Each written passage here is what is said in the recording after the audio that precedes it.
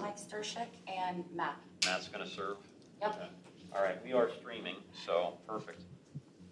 Okay, Yeah, we are very set. good. So we're going to call the June Finance Committee meeting to order. Do we have a quorum? Yes, we do. We do. I'd like to remind the folks zooming in to keep yourself muted until you would like to speak.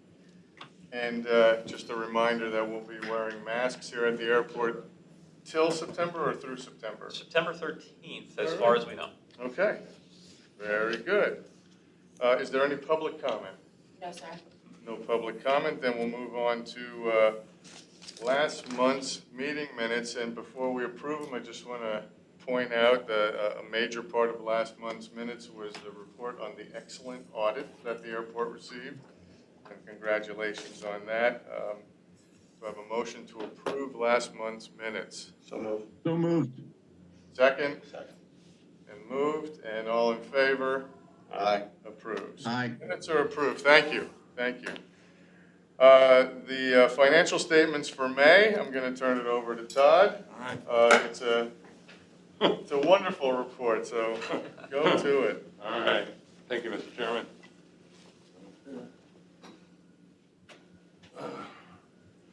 Start off with our traffic. Good morning, everybody. It's nice to be back, see everybody in person, not waving at everybody. And I'll start off with the traffic, which we always start off with. You saw May, as John pointed out when he came in, there's people in the lot. Nice to see that. We actually feel good about that. If you look down at May, 71,000. That is the second best May since 2005. Wow. It feels like it should be. So again, great stuff. And you can see the trend, each month, January, February, March, April, May, traffic going up. Good stuff. Makes you feel good. Obviously, and this is the first month, I want to point it out, the first month that our year-to-date traffic is higher than it was last year. Because last year we started off the year really well, so now we eclipsed the year-to-date total of last year through May, so we're ahead of that total. And if you look over here, this is what we started with. This is our number here, a 2017 number. Year-to-date, we're at 223 versus 264. We're moving. We're getting there. So good stuff. Again, that's why I pointed out, all the good stuff, but we're still making up some ground for early in the year. But all signs, even for June, are looking very positive as well. Next slide, Savette, please. Again, to talk about where we are landings. I know Frank always reminds me that landings sound better than landed weight, but they're pretty close to the same as far as budget. You can see what's going on there. Landings, landed weight, good stuff.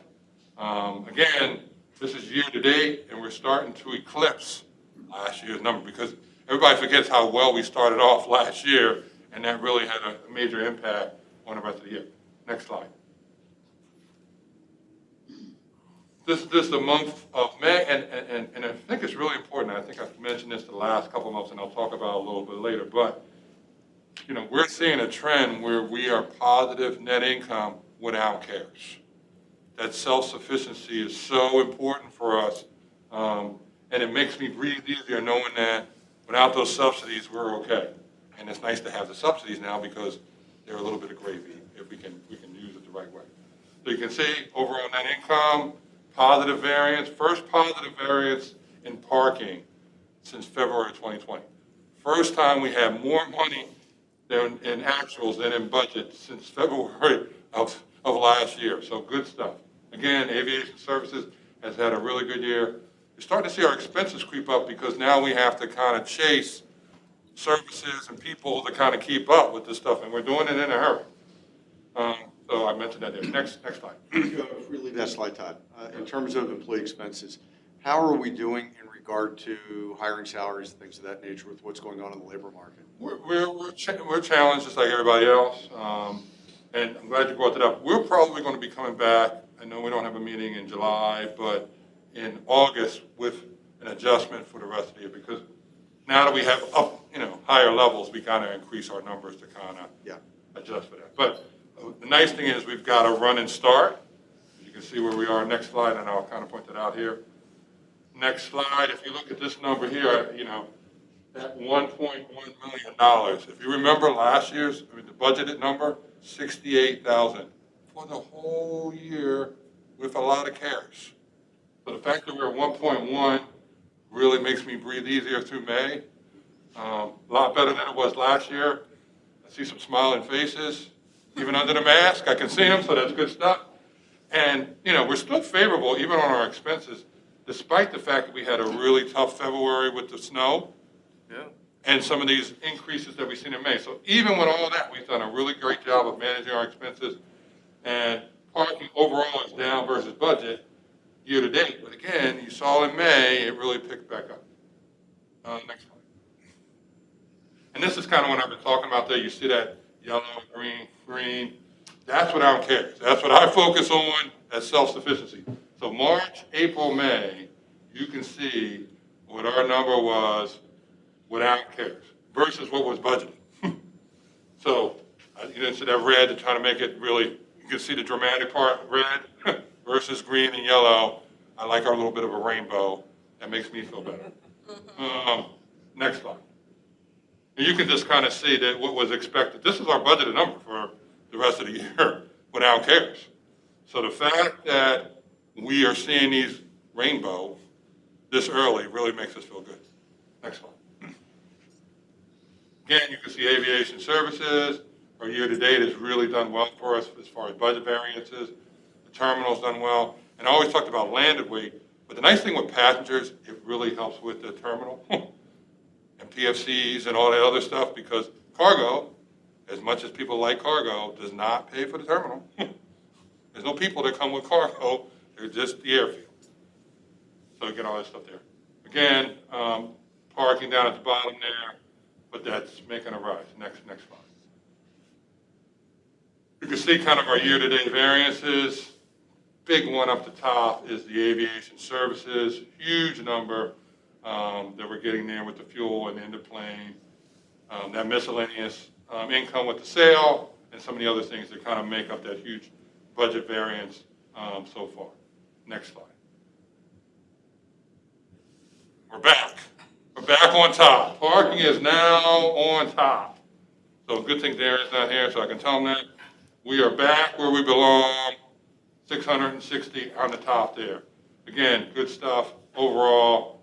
You know, you start to see that parking, that income will surpass, hopefully, maybe it'll pass the care support, which is great stuff. Next slide. Cash flow. Remember, we did our closing on the terminal connector in June. The only thing that's going to be on there early is some of the cost of issuance. That's why there's a minute $300 in there as a placeholder, and some of that's just the timing when we do there. Again, the one thing I want to point out down here is the TFC numbers are bigger because there's more people. So that's good stuff. Next slide. Again, some of our adjustments on the capital, CARES, restricted, maintaining above our 60-day number. And we're still including that reserve for full debt service, even though we started it, but it's really not one inflation. Again, just to make us feel good about the fact that we were able to pay this. And we've got our contingency reserve. Oh yeah, it's all in here. Yeah. Contingencies there, reserve. Excuse me. This is after all contingencies. We have $219. Now, the only thing that you got to keep in mind is that was based on the 49,204. That number will probably go up, but again, we got some nice cushion there. And again, if you had told us after everything's said and done that this is where we would be now, we might have slept a little better than last year, right? So, next slide. I think that's it. All right. Anybody have any questions? Oh, excellent report. Going back to the traffic volume. You want to go back to that slide? No, it's okay. It's a more generic question. We had done some prognosticating a few months back as to how quickly we would get back to normalized levels of air traffic. How far ahead of where we projected we would be are we? I was trying to look back. We're significantly ahead. I mean, Yeah. what we planned on was, hey, second half. You remember when we did our budget?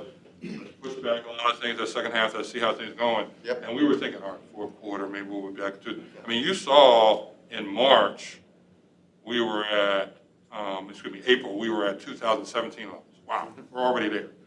Then we surpassed 2018 levels in May, and we're already looking like we might even pass 2019. I mean, So about 6 months ahead of where we thought we'd be? yeah, I would say. That was my ballpark. I was curious. Because again, the second half of the year was like, all right, first half, and then the second half, and it's really taken off. And for us, the big thing for us that's really helped us out is our leisure traffic, because that's their leisure traffic. So as you look at the percentage of overall traffic, they're about 44%. They were in the high 30s previous years. Now, that has really helped us out a lot, because leisure travel is obviously ahead of business travel. We've seen a lot of headlines in the newspapers over the past couple of weeks on the return of air service and the return of traffic. I think one of the interesting headlines was American cutting flights because they couldn't staff up for it. Yep. We don't see the headline, or we don't see the stories on other air systems' financial picture. Or do we have a sense of, we are obviously looking like we're in good shape with our Lucky Charms rainbow. Are our competitors or are our peers doing a little better as well? Some are, some aren't. I think one of the things that we talked about from the beginning, and Todd alluded to it, is because we have such a large Allegiant presence, we are seeing a lot quicker recovery because of the leisure travel. That's really, the business travel's not back. International is kind of starting to get back. So some of the large hubs that have a lot of international traffic aren't really back. Places, other airports that don't have an ultra low cost carrier, they're really providing those discounted leisure fares are not quite back. So we have a little bit of a unique model here relative to some of our peers right around us, and I think that's what's buoyed us back to where we are. And the concern is just that, is that model attackable? Can we, as we see our financial recovery coming on the back of this fantastic relationship that we have with Allegiant, one, how do we invest in it and try to get them to continue to expand? I think we are. And we'll get there, yeah. And then two is, how do we prevent the Newarks and Phillies and Harrisburgs of the world from attacking what we have? Sure. And Harrisburg has Allegiant. So, Newark's had, so there are folks right around us that have service. I think certainly one of the things that occurred, and we've touched on this before, is right before the pandemic, we welcomed the Allegiant crew base here, and then the pandemic arrived. So, in my opinion, we're already seeing some of the benefit to that. Again, we have the earlier departure times because the aircraft are here overnight and ready to go first thing in the morning. We also have a third aircraft that they've added this summer. So we're seeing 3 aircraft instead of the 2 that they promised. So we're seeing that through at least August, and maybe that's coming back later in the year. We don't know. So a lot of things I think that affect what has really transpired in the last couple of months for us is the fact that the base is here. And we didn't even get to see what that meant because the pandemic happened right as soon as we announced the base. So we're starting to see a few things, and kind of those options we talked about with, hey, maybe there's an additional aircraft, maybe there's some additional service. Those are things that we can continue to talk about, and that's one of the reasons Darren's not here, is he's out talking to airlines. So, this is... May we never see him again. I know Todd would be happy. Wow. I'm not going to say that on camera. So I think, that's part of, what's a little bit unique for what we're seeing versus some of our peers and neighbors. Well, to piggyback on that too, I think it's important to point out that we also have the cargo, and that was a real, base for us during the pandemic. That really helped us out tremendously, and we do have a pretty diversified revenue stream. So for us, granted, we have that focus on the Allegiant, but we've done everything. And one of the things that Tom didn't mention, and kind of we did it earlier this year, is we did this new airline rates and charges resolution. So we're getting all of them on the same basis, so that actually brings in more revenue on the terminal side from Allegiant that we weren't getting before because of this new agreement. So before, it might have penalized us a little bit under the old agreement with Elysian being the top dog, so to speak. Now, not so much, because everybody's playing on the same basis. And I know it's against our creed here in the Lehigh Valley to toot our own horn, but this story, the story of the past few years at LNAA is something that I think Colin could sink his teeth into to write that up and for, you know, seek press attention or various different pieces of attention on something like that. Because it's pretty, you know, we have to give credit to the staff and to the other governors who went before us for having the insight to invest in these particular areas, because it's paid off very, very well right now. Right, absolutely. Any other questions? All right, thank you. Next time. Wonderful report, thanks, Todd. I got a motion to approve the financial statements. And a second. Accept. All in favor? Aye. All right. Is there any new business? That should be accept the financial statement. Yes. Is that the ghost of Glenn Geisinger? Yeah. Thanks, Mike. Thanks, Mike. So it is accepted, right? Yes. And any new business for the Finance Committee? All right, then take a motion to adjourn. So moved. We are adjourned. On the finance You're not, but go ahead and keep making those motions. Have it. All right. Mike Dowd's on the phone. Mike Dowd is on the line. Okay, great. So Mike, good morning. Do we have you available for our business committee today? Sure do. And congratulations on a really great meeting, Frank, short meeting. Let's hope we can replicate that and keep our days moving. But indeed, welcome to the business committee of the June 24th. I'm presuming we have a quorum? Sylvester? Yes, we do. That's affirmative? All right, excellent, thank you. Then, is there any public comment? No, sir. All right, thank you.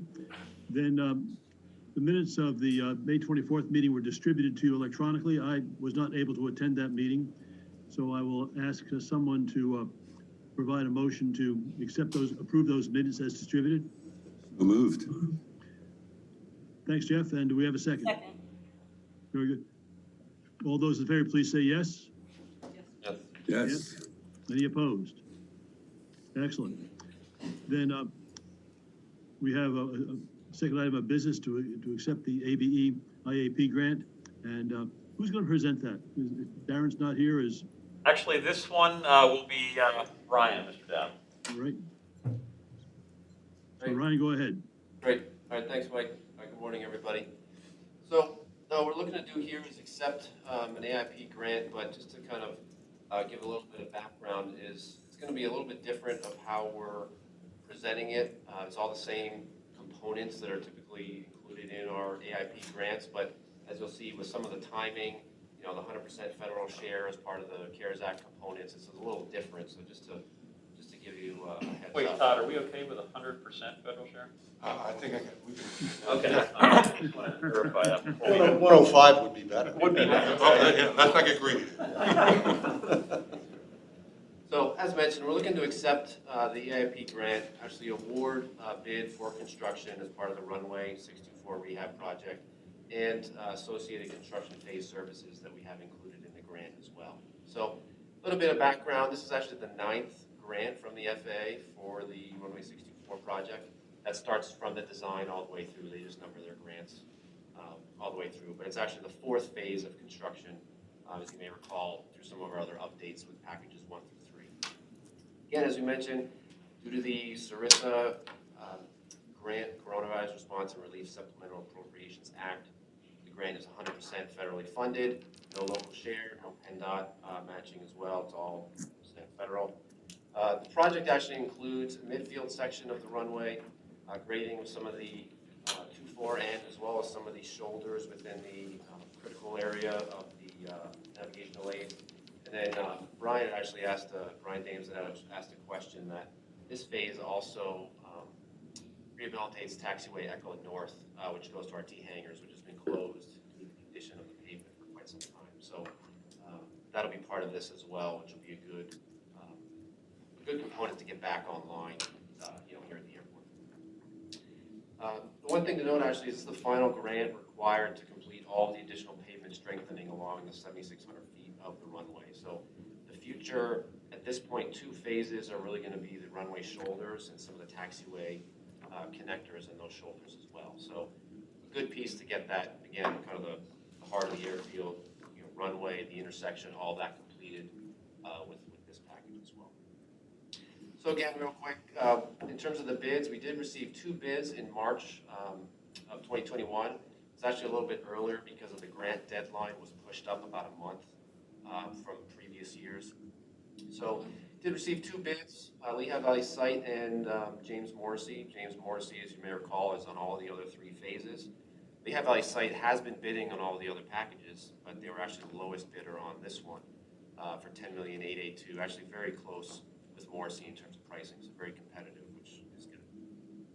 Again, have the breakdown included, but the other piece to that is, as I mentioned, the construction phase services for $1.7 million with our existing engineers, Aurora, ADCI, that team. But just kind of a note to that is everything that we include in our grant application, the FAA approves, reviews, provides comments. The construction phase services, I think we've mentioned this before, but just kind of some background, goes through its own independent fee estimate process where we have another consultant review the services they provided without seeing their price, giving us a price of what that would cost, and then we can compare the 2 to make sure that they're in line with the services we're asking for. So that is also part of the grant requirements that the FAA approves as part of it. Again, mentioned the federal share, pretty straightforward, 100% for us.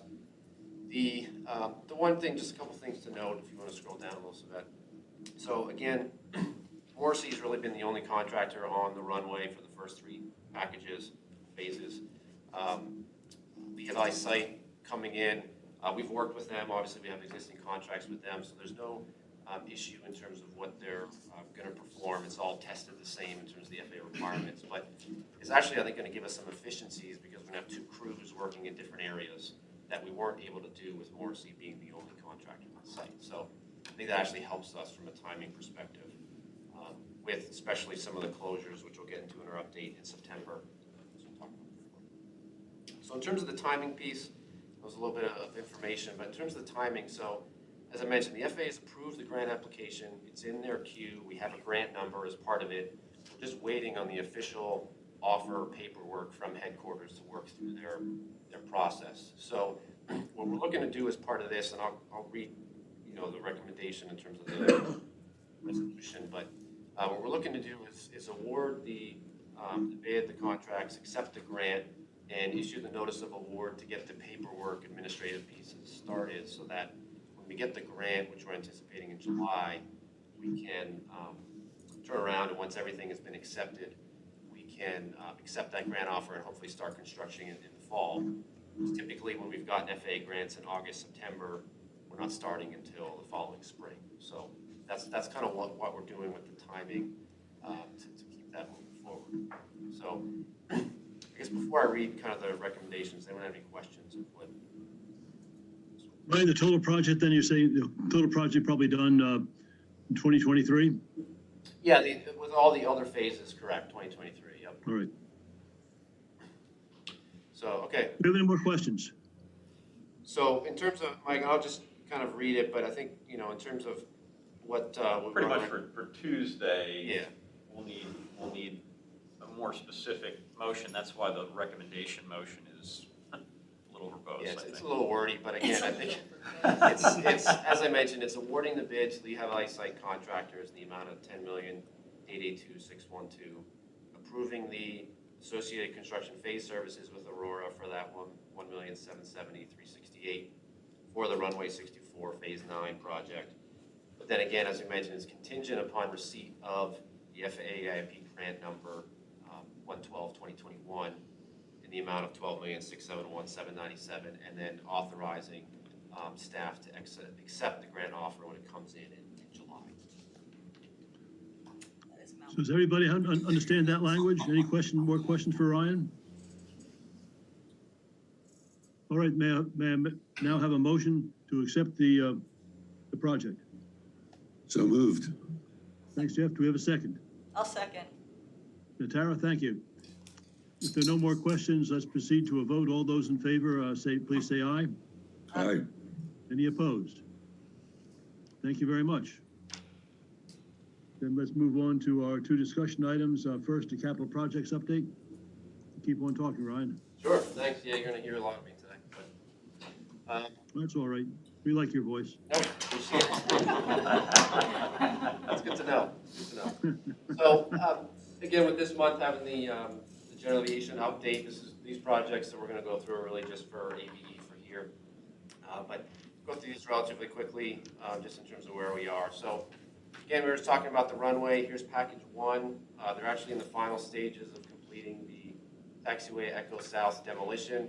The pavement has been removed on all this section, putting down the amended soils and actually paving that part of the service road as part of that contract. So we're going to finish that up here in the next month.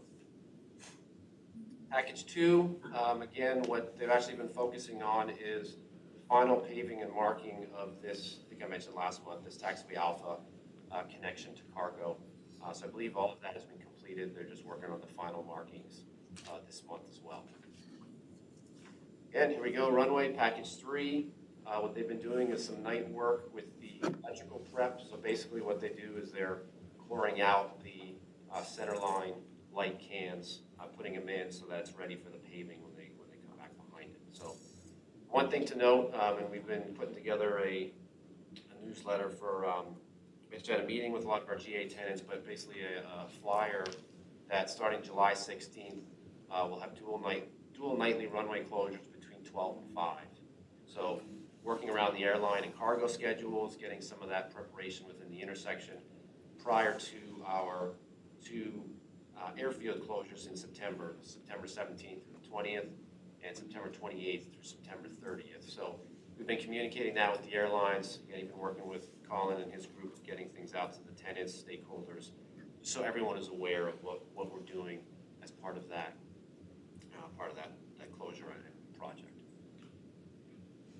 Again, here's kind of the visual from what we've seen, but basically where they're working now is on the 2-4 end right here in green. As I mentioned, here's the taxiway Echo South demolition. But then in terms of what we just talked about, so package, I guess phase 4, the grant we just accepted, was really this section of the runway here. As I mentioned, rehabilitating this portion of taxiway Echo and actually relocating and constructing a new air carrier apron connection because this connection right here, basically direct access from a ramp or an apron to the runway, is something the FAA is trying to get rid of. So it's just shifting the connection offset so that pilots coming out have to turn. They can't just go straight out onto a runway. So that's included as part of that grant we just talked about. In terms of our parking lot, as Todd mentioned, it's definitely a lot busier in there, which is great timing. As of this week, all lanes except for the remote entrance, which is on the far side, all lanes are now open in terms of the entrance and the exit.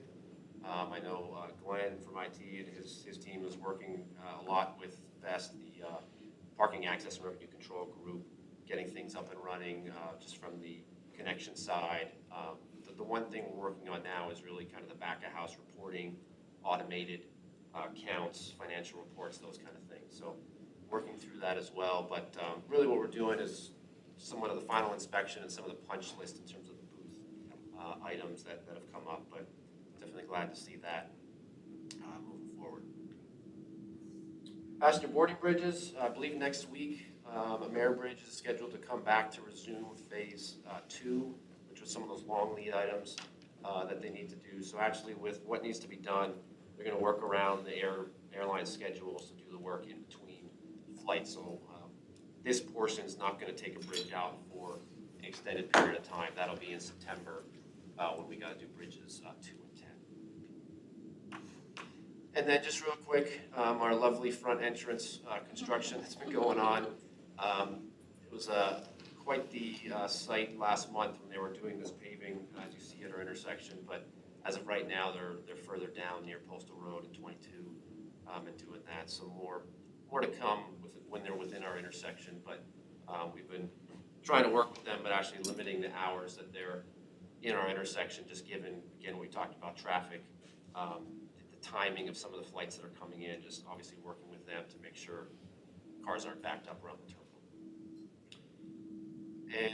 And again, our summary, our financial summary, not much has changed from before. Again, still looking good in terms of the cost for our projects, and then the ones there near the bottom with GA, we'll talk about here in a minute. But again, looking good in terms of one of the runway grants, the line 2 here. There's 106 and 108. We got 2 grants for the same phase, but one of those grants we're actually going to look to close in the next month or two, which actually gives us about $800,000 that's been sitting out that we can't request until the grant's closed. So obviously working on getting that in. I believe that's it on this. If anyone's any questions. Does anyone have more questions for Ryan? Well, then thank you. And then finally, the GA update. Great. All right, thanks, Mike. All right, so in terms of some of the projects we wanted to talk about, some of these we've been talking for quite some time, but definitely have some good updates that we wanted to get to the committee and the public here. So our master plan update officially is complete. We got final FAA approval, acceptance. We're waiting on the final signed airport layout plan that they have to, the FAA has to officially sign, but. Which airport is this for? Queen City. There you go. Sorry, yeah, so the Queen City master plan. The grant from the FAA's perspective has been closed. Like I said, we're just waiting on the airport layout plan. Working with Colin, I know he'll mention some items later as well, but the documents are going to be available on our Queen City website, YXLL.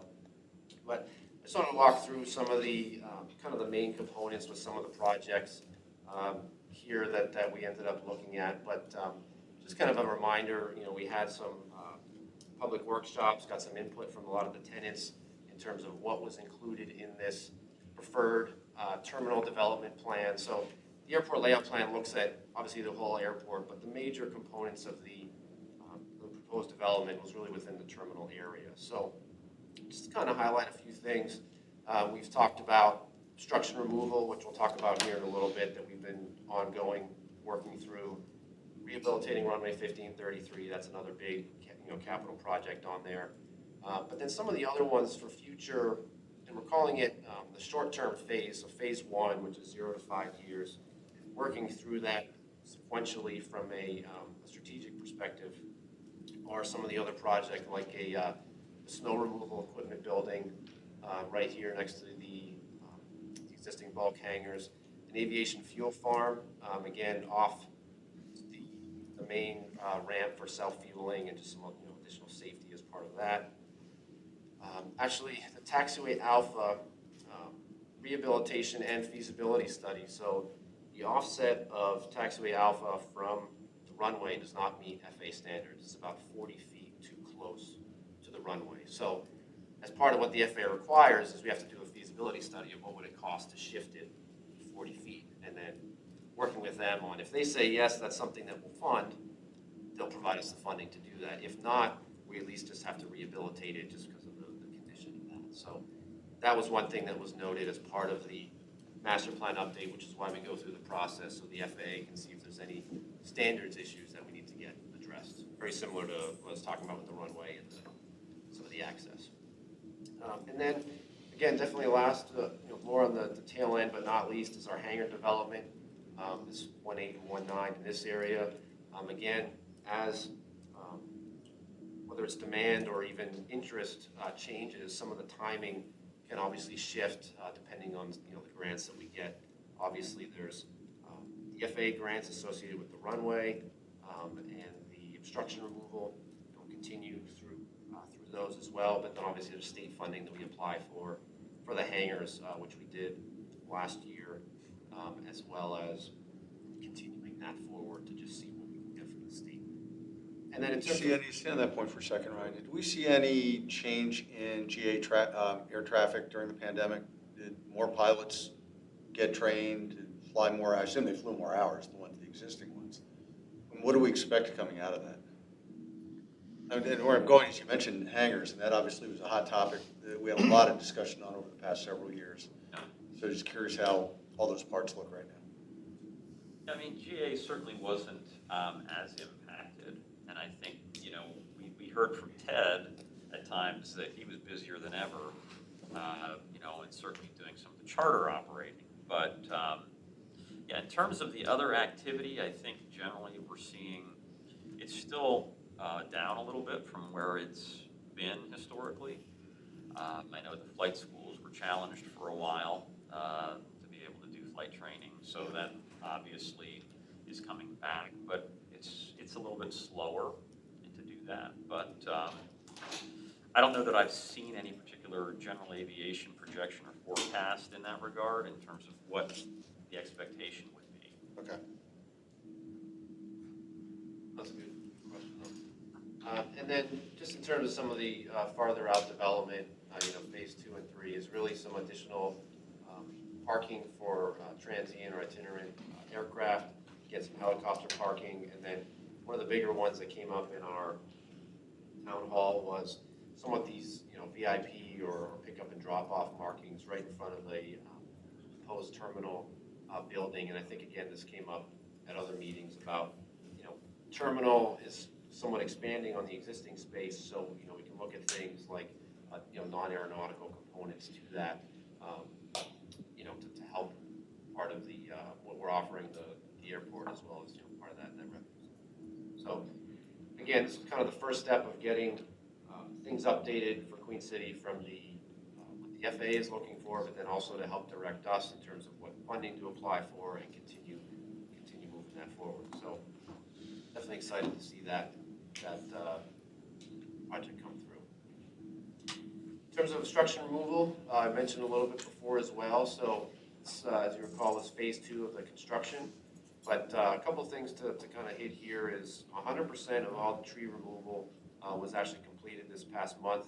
90% of all seeding. The areas they haven't done are where they're going to replant the trees in the fall due to timing, for planting trees as well as the availability with getting about 100 or so trees that they need to get.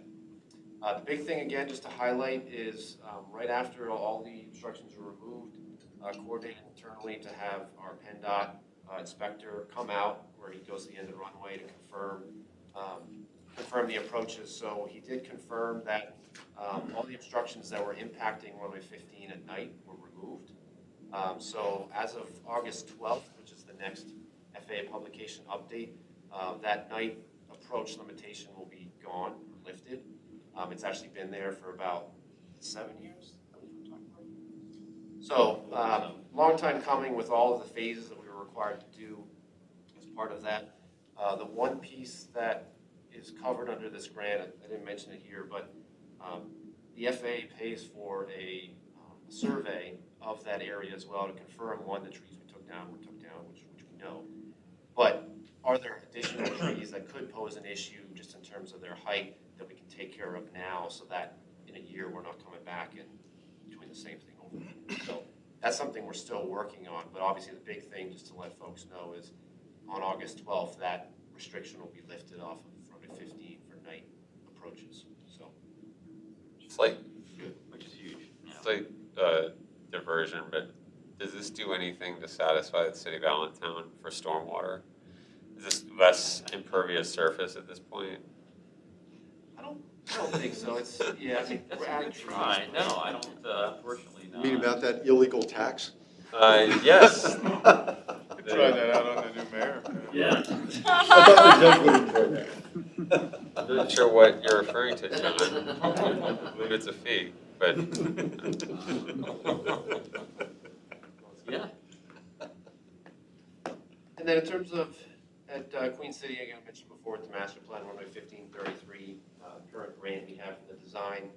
We did have an electrical site visit with our folks and the engineer, basically taking those findings, incorporating them in the design plans. But we're still on track to get to about 60% this summer, and then looking to bid the project at the end of, near the end of the year for that 2022 grant cycle for construction. So continue to move forward on that, but yeah, not many updates there. In terms of Braden, definitely some good updates here as well in terms of where we are from where we've been. So Took a little bit more time than we wanted, but we got the fifth and final site work proposal as part of the work we're doing with the terminal. One thing I wanted to highlight is due to some of the back and forth in those revisions, we actually saved about $215,000 on negotiating and revising what work we're doing to still get us the building that we want, in the site. So that's one thing that we definitely wanted to make sure we were within our budget of $650,000 with that state grant that went along with it as well. So in terms of timing update, building, I think I mentioned before, has been fabricated. It's in Vanguard's warehouse. So coordinating it with the site work, which was the big piece we were waiting on, is looking to get the building delivered in August, which starts that construction timeframe, and then the site work starting basically right behind it in September, tie the two together. But basically what we're doing now, prior to that timeframe, is getting the final PennDOT grant documents in place, and then coordinating with the township for the required permits. So working through that as well while we're waiting on, while we're waiting for that time frame to start in August and September. But again, definitely looking forward to continuing to move this forward. It's definitely been a long time coming. We had to make some revisions with what the state was covering for the terminal and what they weren't, but still including everything that we wanted to do as part of the project. Brian, thanks for working so hard on that. That's been a project on our table for a long, long time, and it's great to see that finally moving to fruition. Yes, agreed. Any other questions for Ryan? That's all I had, and then Colin, I think, just had a quick Yeah, just a quick update, so I know for anybody from the general aviation community that's watching, the GA Today issue number 6 will be distributed at the end of today, and it'll contain all of the information that was shared in Ryan's presentation, so that everybody has that, so looking forward to getting that out. Terrific. Is there any other new business for us to discuss today? No, I think we've finished just about as quickly as the business committee, the finance committee did, so I'll accept the motion to adjourn. So moved. Or I'll All second. all those in favor, please say yes. Yes. Yes. Thank you all very much. Thank you, Michael. Wasn't along here today, aren't we? So because we're going to, part of the executive committee's task is going to be to do Tom's executive director performance evaluation, we're going to move ad hoc up and do that right now, and then do exec and then roll through and do the performance evaluation after exec. So I'm going to, as the chair of the ad hoc committee, call that meeting to order. And I believe we do have a quorum, so that, Yes, we do, sir. excellent. Do we have any public comment for this meeting? We do not.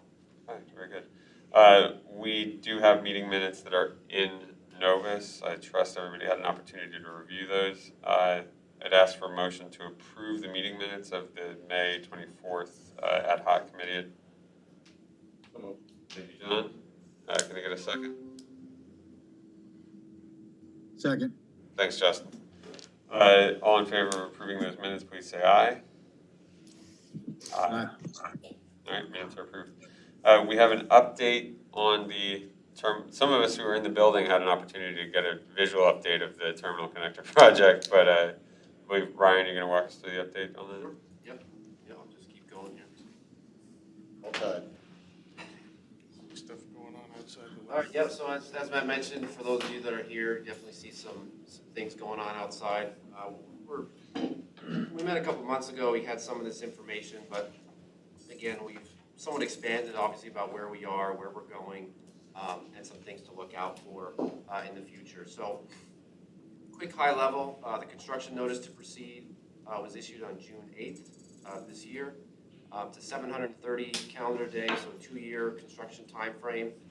So again, at this point, looking to finish in June of 2023.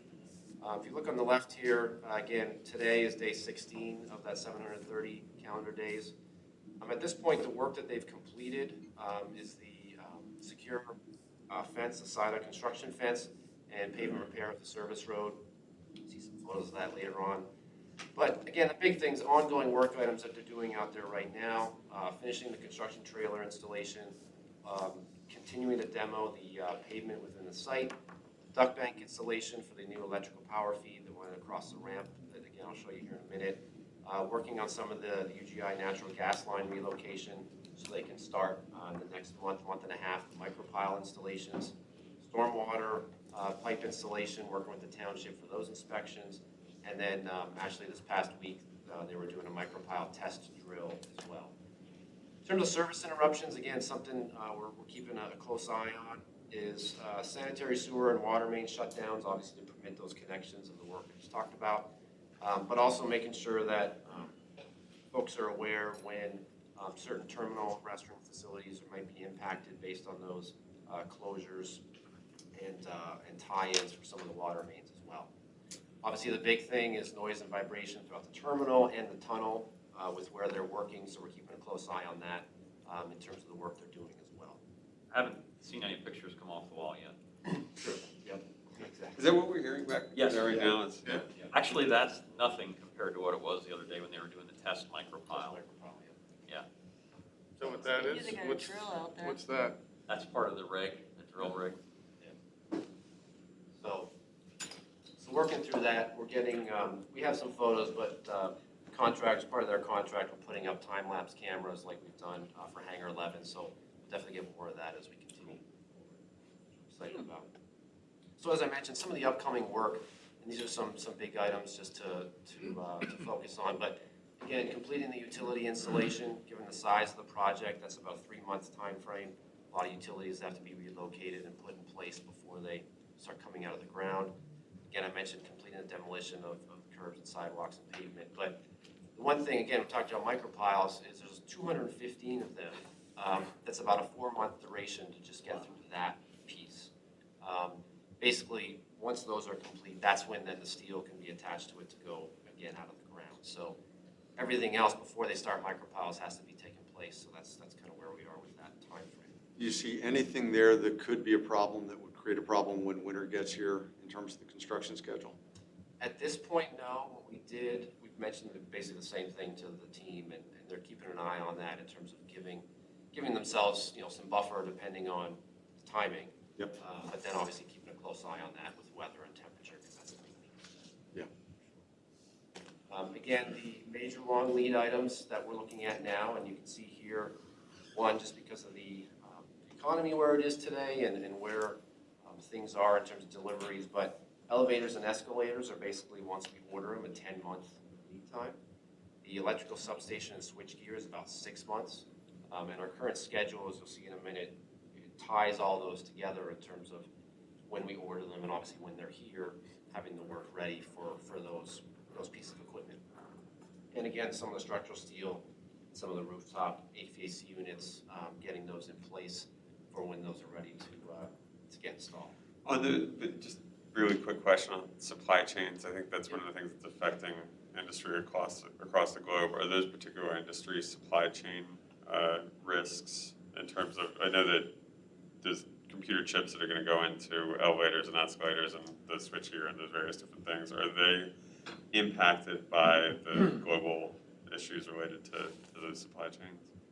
Right now, we know that the leads are longer in terms of the particular issues that are causing those longer leads. I don't know that we have the specifics on those from the manufacturers, but we'll continue to drill into those, no pun intended.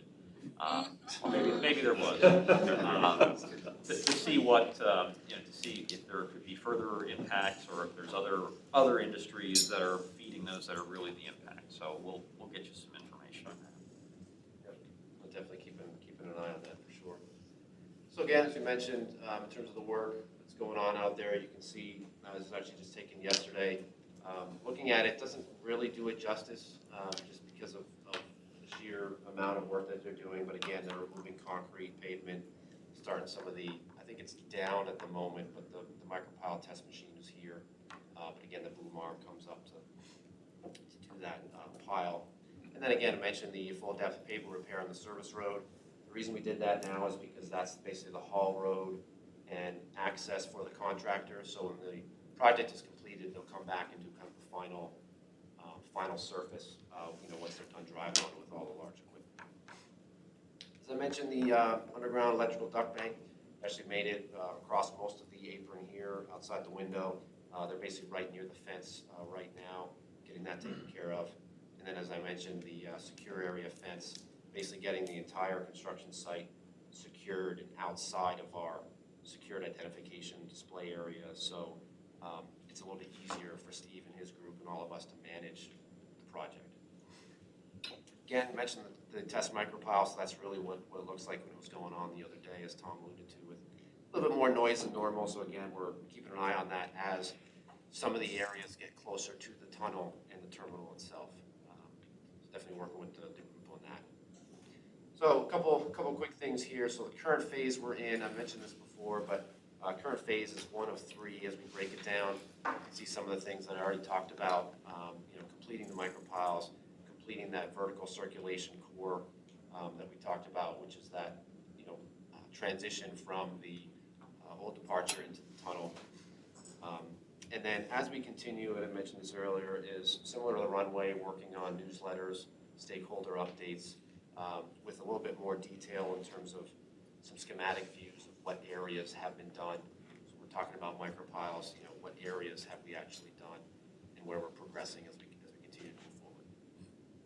Future phases, again, we mentioned phase 2 is, again, completing that vertical core, obviously the checkpoint component itself, the TSA equipment, really the heart of the project at this point.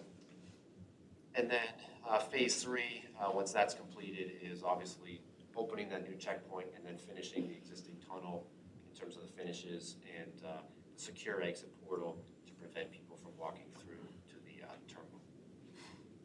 So just a quick financial status and kind of the major milestones we just wanted to hit on. Again, as most and Todd mentioned it earlier, we have the $23 million in bank financing, the 15, the long-term, that $8 million grant bridge loan financing.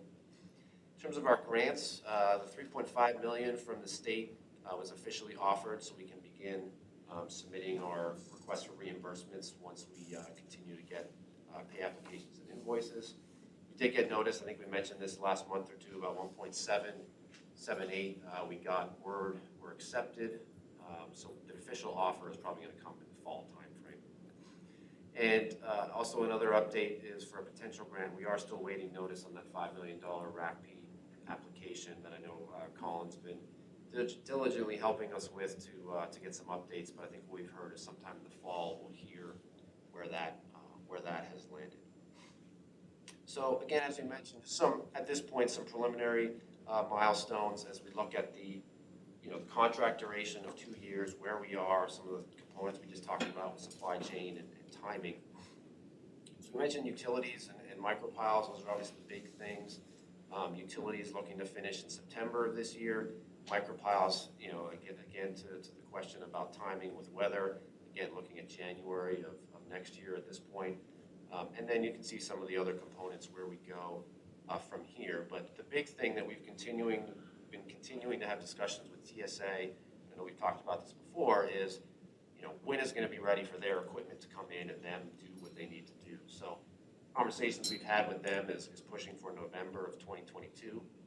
Basically what they've told us is about 6 months out, they'll confirm a lot of the other details of what's our passenger traffic looking like, how many specific components are we getting and what they need for staffing and everything else, and then working that through for them to take about 30 to 45 days to obviously set up the equipment once the space is ready.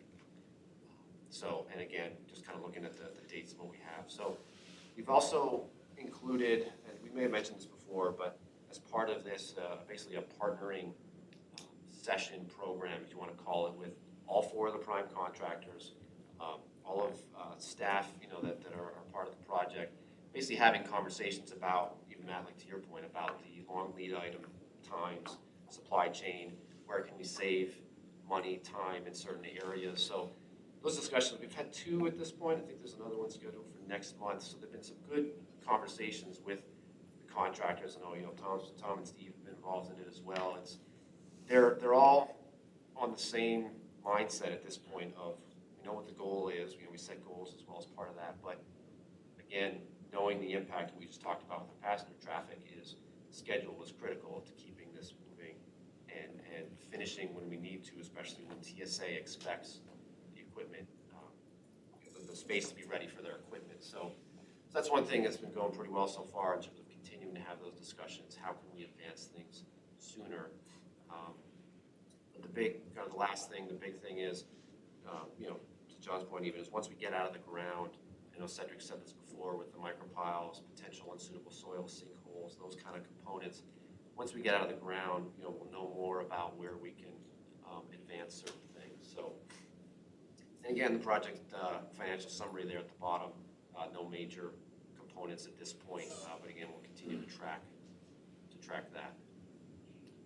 It's a little bit long-winded, but a lot of information. So, any questions? That's an excellent update. I think this is going to become one of the must-see parts of our committee meetings over the next couple of years, because this is where so much action is going to be occurring. So thank you, Ryan. Any members of the committee have any questions for Ryan related to the project? Looks good. It's exciting. I hope everything continues smooth sailing. Got my fingers crossed. I'm going to bang on wood with crossed fingers. But exciting stuff, and hopefully when we get started in full attendance on the board meetings here, people get a chance to take a look at the progress. So, wonderful. I just have one question. It's related to the construction, but different. We've done press releases and things of that nature in terms of need to get to the airport. Like, you can't leave your house at 6 for a 7 a.m. flight. I've had that conversation with dozens of people. I actually sent the email out to my staff at the bank saying, if you're flying out, get here early. What else can we do? Well, I mean, we're doing a number of things, and Yeah. Colin can touch on it as well. I mean, one of the things we're doing for people who are already here and seeing a long line, we're also providing a lot of information on a monitor at the checkpoint. Scrolling video, other information about this project. So people are aware that when they see the long line, that we're actively working on the long-term solution. I think that's important for people to understand that, because they can't see it, through the window, or so they may not know about this project. We want to let them know about it. Colin, if you want to touch on. Yeah, I mean, I think it's a multitude of things. The first thing is, and I think it was the press release, it's the perfect storm, because you're looking at summer travel with now post-pandemic travel all coming together. I think this is what we anticipated in February of 2012, but on steroids really, because and I think it's happening across the country at other checkpoints. Yep. So the fact that that's going on, people understand it. I know that they look at it and they say, oh, I'm used to going to ABE and getting there 15 minutes at the gate. But at this juncture, at this point, getting it out early as we're doing, using social media, reminding people weekly on our social media. It's on our website. It's on the front page of the morning call. Like, whatever we have to do, anytime a travel story comes up, in fact, we just were contacted about one today, it's reminding people about giving themselves that extra time. And I think for the next 4 or 5 months, I'll be honest with you, in some respects, to give it a time like this, who knows how long this jump's going to go? Because you have a lot of people traveling, but there are a lot of people that are positioning themselves for their vacations in the fall now because of so many people traveling and not having the ability. Yep. So I think we need to maintain and sustain the messaging and continue to push it. And I think over time, and we do get alerts on when the checkpoint reaches certain levels. And one of the interesting things, and Tom and I were talking about this morning, is that if you look at an alert we got a couple days ago, there was heavy traffic in the 4 a.m. hour. Now, our first departure isn't until close to 6 o'clock. So the fact that we said the checkpoint opens at 3:30, the fact, usually it was that 5 o'clock hour that was so heavy, because now we're getting it was at the 4 a.m. hour. So that means people are listening and they're getting here. But with a third aircraft from Allegiant, with the leisure destinations that we're going to, it's not, all the other, spots maybe, it's those heavy, Allegiant travel hours. I was talking to TSA yesterday, I know that we have the 5:30 to 8:30 in the morning timeframe. They're giving us some updates in July. There's that 11 to 1 o'clock where there's some back-to-back Allegiant flights. So just keeping up to date and being able to shove that out the door, I think for the short term will be good, and I think it'll embed. And then once this 4-lane checkpoint opens, we can say, go back and get your Making it 45 minutes now, for your yeah. flight. One thing with communications and setting expectations, as you know, is letting people know what to expect. Also letting people know what conditions are like in our competitor airports, where they may be standing in line at ABE and thinking about what life might be like at PHL. Maybe we can let them know exactly what life is like at PHL, Sure. where the waits are likely to be longer, and that in these other places where we also see long wait times, they don't have relief on the way. Right. We have relief on the way at your neighborhood airport. And it's funny that you brought that up, because we did receive a comment, and it's right on what you're saying, is that a gentleman was actually, when he was speaking on social media, was actually complaining that people need to carry on less. He was looking at that. I said, hey, we're building, oh, that's coming in 2023. People need less carry on. Like, it shifted from, wow, what a pain in the butt it is coming to your airport, Change to, your behavior. hey, people get, like, it's, again, having that discussion really with people and showing them. And I think that was the big thing when we sent out the initial message was, hey, look, it's happening. It's happening across the country. It's right now, summer travel and the boom. Everybody's reading about it. Everybody's reading about they don't have enough staff. They're canceling flights. The aviation is center stage, but I understand and creating that comparison to what's going on in some of the other airports. But so far, I think overall, the media has been very receptive. They understand it. They were here for the groundbreaking. They know this project's underway. They're dropping that in every once in a while. But anytime they've been doing a travel story, we keep re-emphasizing, give yourself extra time, give yourself extra time. And it was. And then you mentioned the drop. And I don't know if you want to mention that. Yeah, I think one of the things that we're seeing too, in some of just checking on the delays over time, we're seeing those delay times diminishing. So are we experiencing some delays in the morning? Yes, but over time, more recently now, we're seeing the length of that delay is diminishing. And I think that goes back to people getting the message, getting here early, getting here at 4 or whatever. Yep. So the delays are reducing, and I think that's important. And I think the other thing too, I'd be remiss if I didn't say thanks to our TSA staff here. I think we have one of the best TSA staffs across the country, just a phenomenal group of people. And we work so well with them. They're great partners with us, and working on these types of issues, it's really apparent how much they're pushing hard to try to help and process people and just doing a great job. So I have to also say that. Very well. Excellent. And just before we do close, I do want to give kudos to the team for pulling together an excellent groundbreaking event the other day for anybody who had a chance to attend. Tom dialed up perfect weather. Colin made sure that everybody and their mother showed up to the event. It was really well attended, really well covered, and just a great day. So thank you guys for doing that. Without any new business for this committee, I'd ask for a motion to adjourn. John? I think that makes us adjourned. And let's take a 9-minute bathroom break here. Give everybody a chance to regroup. We'll have our executive committee will start at 10:45. Public comment? Nothing, sir. Nothing? First item of business would be to ask for approval of our meeting minutes of May 24th. Ask for a motion to approve those minutes as presented. I'll make a motion. Thank you, Tara, and I'll give that second to John. All in favor of approving the meeting minutes of May 24th, 2021, please say aye. Aye. Any opposed? Very good, those are approved. We also have the item of the Florio Perucci invoices. Ask for a motion to approve the invoices for May 2021. Thank you, John. A second? Second? I second. Oh, thanks, Sarah. All in favor of approving those invoices, please say aye. Aye. Any opposed? Okay, those are approved. Matt, are you going to talk us through the acquisition of some property on Race Yes, Street? Matt will cover the Race Street acquisition. Excellent. And Darren is on the line. I know if there are some other questions, I think we certainly have him.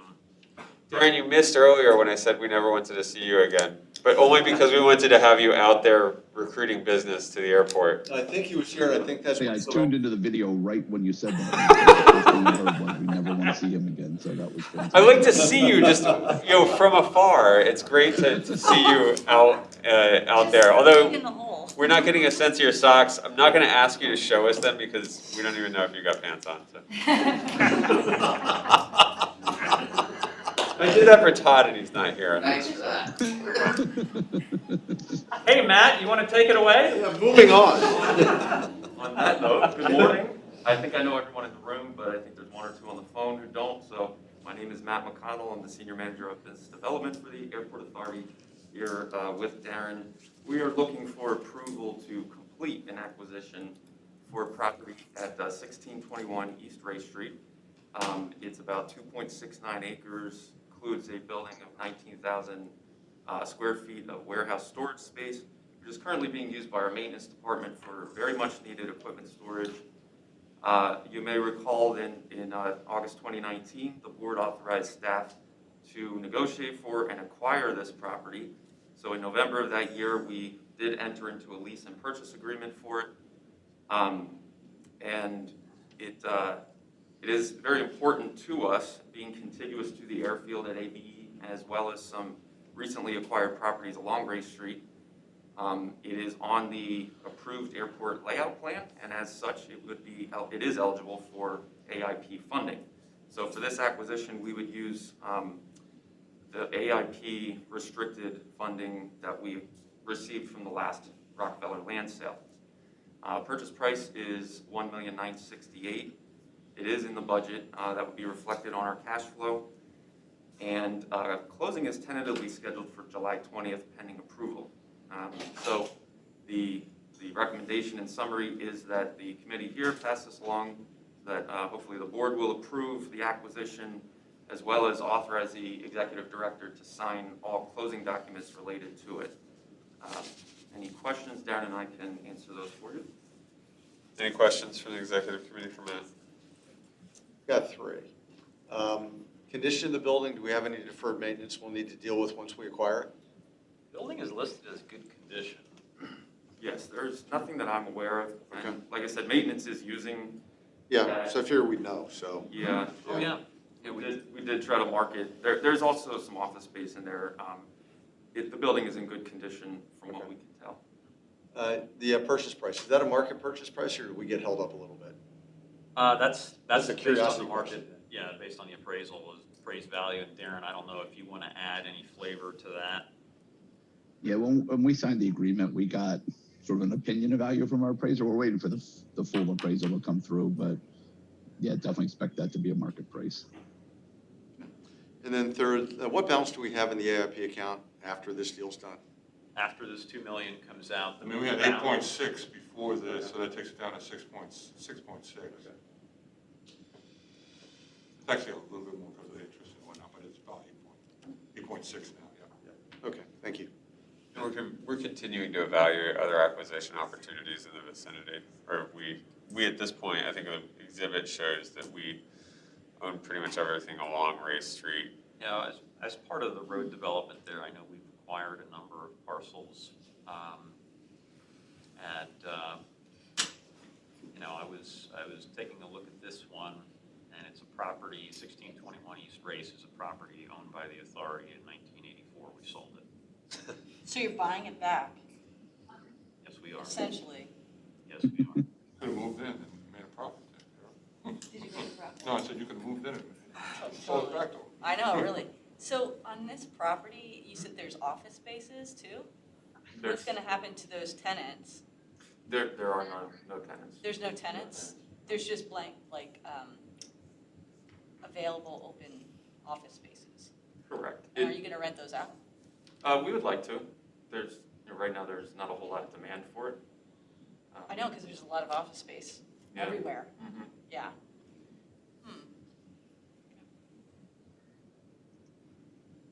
Yeah, right now, I think the value is the property. You can see a relation to our maintenance facility, the control tower, you know, all of that northern property. that we've been discussing. So I think that's certainly the value is location, location, location. But the building is certainly serving a very important purpose. We haven't been able to construct a snow removal equipment storage building for some of our large equipment. Yep. And this gives our maintenance department some additional storage space. And that was one of the grant requirements, I think, for snow removal equipment, was we had to get that undercover. Wow. Yeah. So, yeah, so this serves as an excellent need for us. In the interim, we're using every bit of that space, other than the office, but there isn't a significant portion of office in that building, as I recall. No, it's Oh, okay. not. It's not large. That's a large price to pay, though, for added storage, is it? Well, I mean, it's just necessary. There's no other place to store those things on the property. it's really not being acquired because we're storing equipment in it. It's being acquired because of the importance of that That land. location. Correct. So in the future, is there like some other grand plan? So if we recall back to our airport layout plan, that whole northern portion of the property is denoted for future aeronautical development, and we're depicting some cargo development potential up there and other things. So this is like interim usage that just says, Correct. oh, okay, well, we could use it like this in the meantime, but Correct. in the grand scheme of things, you're gonna. Yeah, with the 20-year plan, and there's bigger and better purposes. Yeah, that makes more sense. Yeah, it's added value at this point is what it is, the storage. Added value, yeah. Very good. If there are no other questions, I'd ask for a motion to approve the acquisition of 1621 Ray Street and authorize Tom to sign any needed closing documents. So moved. I'll second. Second. All in favor of the acquisition of Ray Street, please say aye. Aye. Any opposed? Very good. We will then forward that on to the board on Tuesday. Great. Ideally proceed.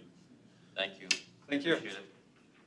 There's no other action required here. We do have a discussion item related to Tom's performance evaluation, which we are due to deliver to him. I would suggest that we will prepare, or we have prepared our notes as an executive committee, and we'll deliver those to Tom after this committee adjourns.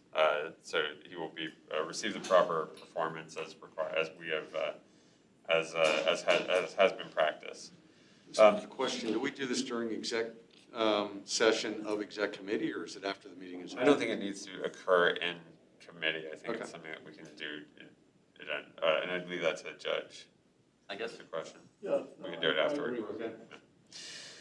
The only other item then, if there's no other new business, would be an update on some litigation that would ask for entering into an executive session for. Yes, I request executive session to discuss the A litigation matter. matters, pending litigation. Thanks, Judge. Take a motion to enter into executive session. Yeah, make a Tara, motion. thank you. Point. So ask for a motion to adjourn. I'll make one. Thank you, Tara, which I believe adjourns us. And thank you all, and we'll see you all on Tuesday.